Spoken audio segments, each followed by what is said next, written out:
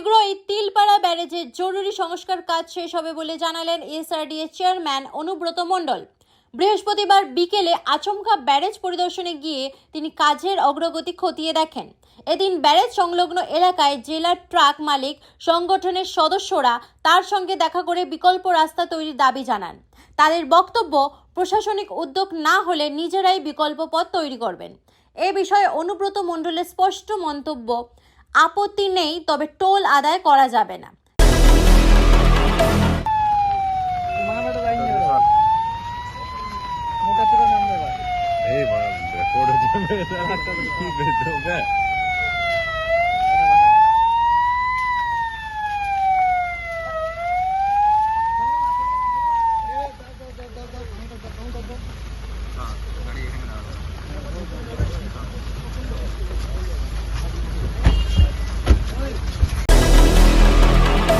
অনেকটা কাজ এগিয়েছে, দু সাইডে মোটামুটি শেষের দিকে, মিডিলটা বাকি আছে। এই দু সাইডে জল ছেড়ে দেওয়ার পর মিডিলটাতে কাজ আরম্ভ হবে। আমার মনে হচ্ছে খুব তাড়াতাড়ি হয়ে যাবে।